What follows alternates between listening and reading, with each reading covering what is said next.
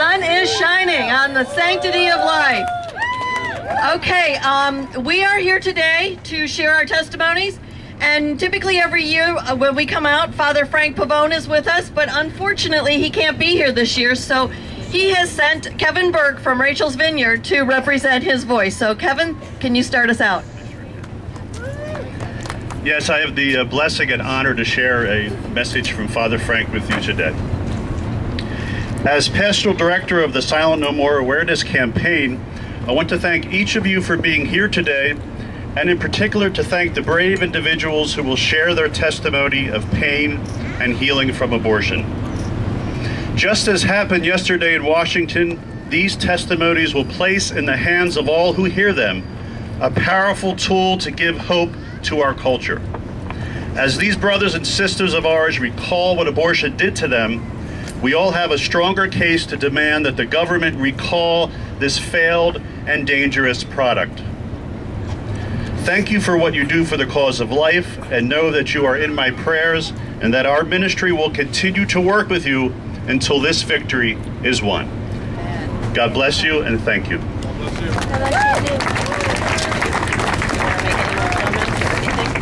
On the mall and sharing a little bit about what Silent No More is about. And we are here to raise awareness and make sure people understand the truth about what abortion does to women and men. You know, everybody in Washington loves to talk about abortion from the political and the legal perspective, but we go to Washington to talk about abortion from the personal perspective. We were the consumers of the product that everybody's talking about, but nobody's asking us what our experiences were. So we took it upon ourselves to start the Silent No More Awareness Campaign with Janet Morana as my co-founder, and Father Frank is our pastoral director. And we have come together now for the last 10 years here and in Washington, D.C. And to date, we have over 14,000 men and women who are Silent No More with us. And we've got over 5,600 testimonies that have been given around the country.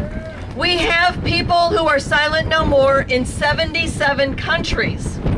We've had over 1,200 gatherings like you're going to see here today. And we are led by a group of wonderful volunteers that are known as our regional coordinators. Most of our regional coordinators have personal experience with abortion, but some don't. And they come out and they volunteer because they care about this issue and they bring this issue to life in their local community. So this is a little bit of a recruiting comment that if there's somebody here in the audience that might feel that God is calling them to help the Silent No More Awareness Campaign, it's especially needed on the West Coast. And we work with everybody, we do training, we do all kinds of stuff to help you be prepared, and we work with you on a regular basis. So please consider that. Our goals are to raise awareness about the truth, about what really happens to the women and the men who have abortions, what happens to our families, our kids that we have afterwards. Our goal is also to educate the general public that abortion isn't a simple solution to an unplanned pregnancy. How many of you have heard that phrase? Oh, you can have an abortion if you're not ready to have a baby, and that later when you want a child and when the timing is better, then you can have children. We've all heard people say that's a good reason to have an abortion. Well, what really is happening is nobody wants to support that girl when she's pregnant. So our goal is also to help people understand that women need resources and support when they're pregnant. So we don't encourage anybody to have an abortion. We don't want another generation to end up like we have. Folks, abortion has changed our lives, and not in a good way. And we don't want our daughters, our nieces, our granddaughters to have that experience. These folks up here on this stage are very, very courageous, and I'm very grateful for them. They join 120 women and men who marched with us yesterday. And we had 45 giving testimony, and well, we had 65 giving testimony, and about .45, the Supreme Court cleared us out because there was an unidentified package that stopped us. But the people there were so determined to hear our testimonies, they made us go to another corner and we started giving testimony right on the ground, just like this, one-on-one. Because you all care and you all want us to get this message out, and we are grateful. Thank you. Janet Miranda, my co-founder, she's a teacher, and so she always makes people have assignments when she talks to them. So I'm going to take up Janet's point, and I'm going to ask you to go to our website, and it's silentnomoreawareness.org. And I'm going to ask you to take that website URL and put it in your social media. Help us get the message out about our testimonies. You can listen to our testimonies, you can read our testimonies. Over 200 are on video. So you can actually be sidewalk counseling in front of a Planned Parenthood facility and show girls on your phone our testimonies. It's a really great tool. But there's another tool on there. There's a tool to help people find abortion forgiveness. Because we found abortion forgiveness and we want other women and men to find it. So abortion forgiveness, that's what we want for people. So that's the name of the website, abortionforgiveness.org. I want all of you guys to put that in your phone right now, abortionforgiveness.org. That takes you to a search engine where you can find healing programs for people anywhere in the world. So abortionforgiveness.org. Finally, my last comment is the theme that we've taken up this year, and Janet Miranda has produced a book called Recall Abortion. And it's because we firmly believe, as women who have used their product, that this product is inferior and it must be recalled.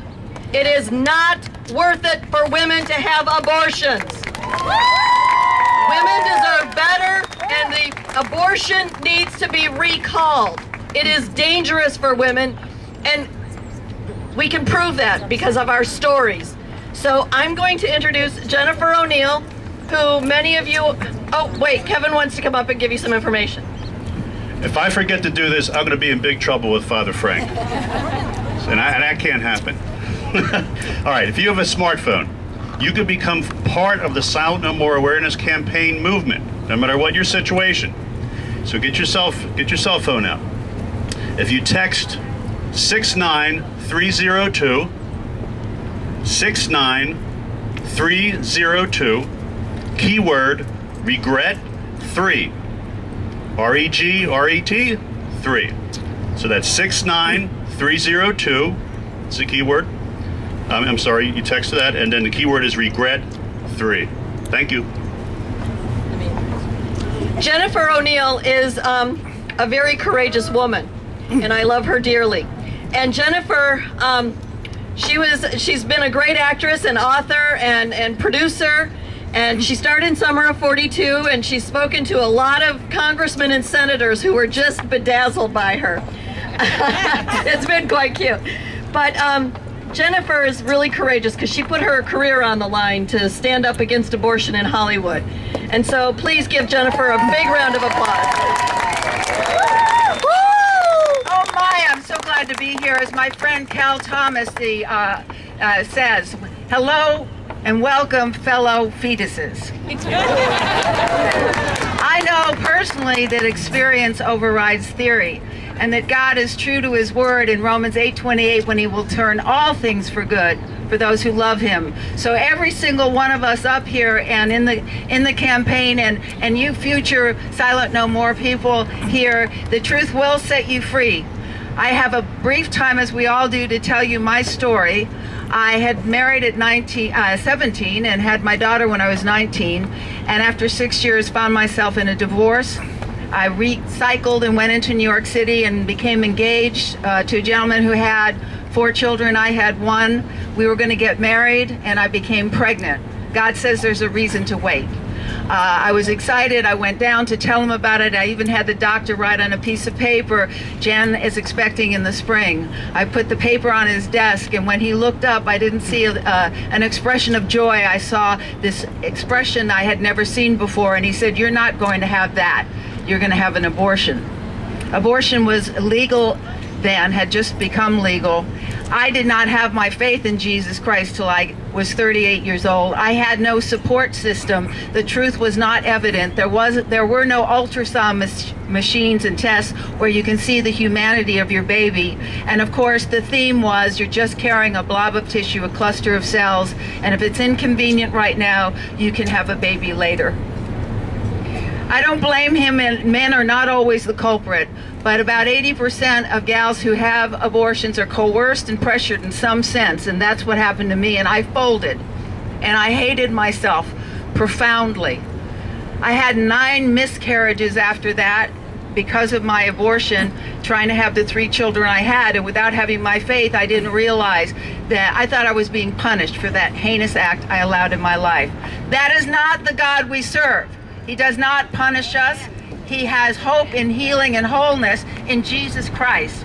So anyone, no matter what you've done or where you have been, I came to my faith, as I said, at 38 years old, but I didn't receive the grace of God about my abortion until I wrote my autobiography, Surviving Myself. Years later, I realized that I was holding on to that shame and guilt because I thought what I had done was too big for what Jesus Christ had done on the cross, which is a lie and it's pride. Please, the grace and healing is there for you, for your friends, for the families who are victims of abortion.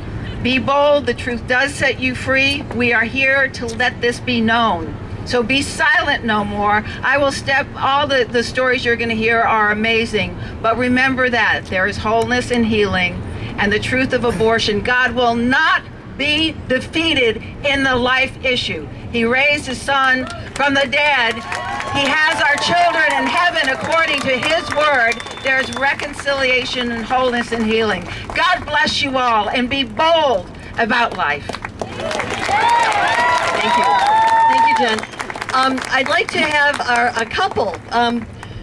There are so many different stories, and one of the stories that often doesn't get told is the story of a couple who has an abortion, because most couples don't survive. But I'm happy to introduce you to Chuck and Linda Raymond. They come from St. Louis, Missouri, and they came out here to share the redemption of their marriage and their relationship. So here you go, Chuck and Linda.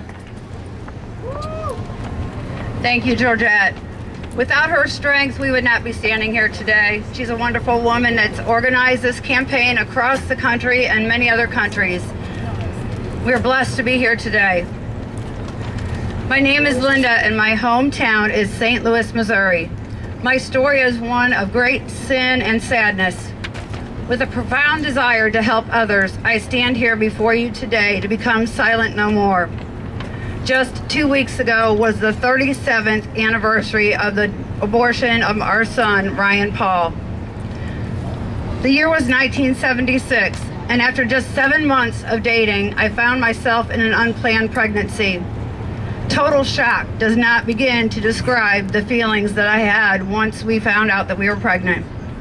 How could I possibly tell my parents as an 18-year-old teenager? First year in college is when that happened. So I went down to the Planned Parenthood and had my positive pregnancy test, and they told me, as Jennifer spoke of a moment ago, oh, it's just a blob of tissue, a cluster of cells, and you can have it taken care of in one appointment. A few days later, my mother confronted me about the ongoing nausea that I had, and I had to come clean. When she learned about all this, her answer was to go and have an abortion. She couldn't possibly become embarrassed by a pregnant, unwed teenage daughter. Just 1 week later, the appointment was scheduled. I will never forget the sound of the vacuum that suctioned my son from my womb on that cold January morning. The overwhelming pain and bleeding went on for many days. I remember crying alone in the darkness of my room and wondering whether I had taken the life of a son or a daughter. The nightmares, the ongoing depression, suicidal tendencies, relationship problems, and just getting on with my life were almost impossible. There were many, many years of this. In fact, Chuck and I didn't speak of it for probably 2 decades after the abortion together. At times, I didn't want to go on with my own life, knowing that I had chosen to take the life of my own child. What a terrible choice that was. I felt very undeserving years later after we were married, and then God blessed me with 2 healthy children. Each year on January the 10th, my self-hatred takes over as I recall my painful past. We have attempted to put the agony of this abortion behind us by attending a wonderful ministry called Rachel's Vineyard. It was there at that wonderful weekend retreat that Chuck and I finally found our healing and forgiveness, and God came back into my life. I'm here to tell you, without that, I would not be standing here before you today. Abortion is wrong for women. It's a terrible choice. It's a terrible lie, and it does need to be recalled. It's a terrible product that's out there that just harms society and all of us. Thank you so much for listening. God bless you.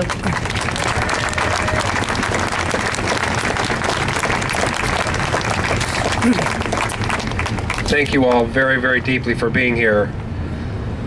There's not a day that goes by that I don't regret and think about the loss of our child on that cold January morning.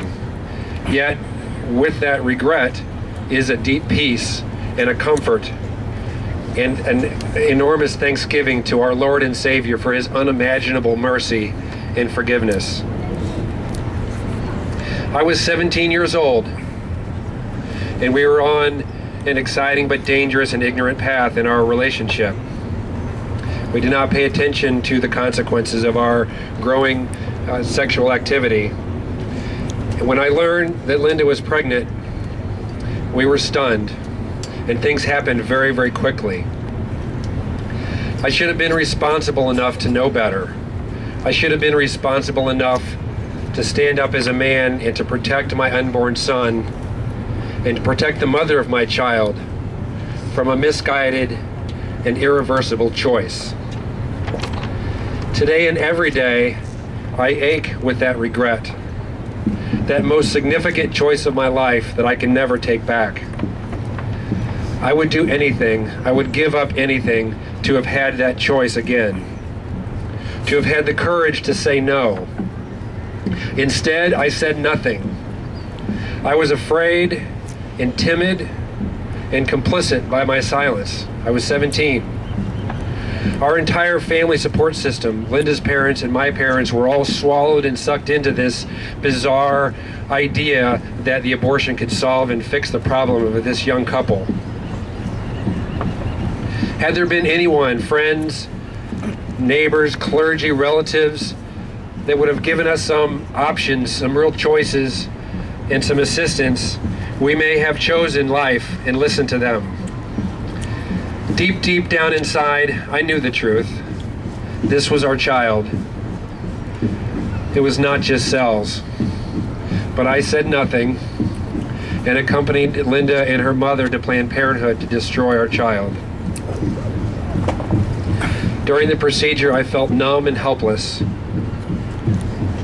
And for this monumental failure, I accept full responsibility as a father. As Linda said, from that moment, there was a chilling silence about the abortion. It wasn't spoken of by anyone for many, many years.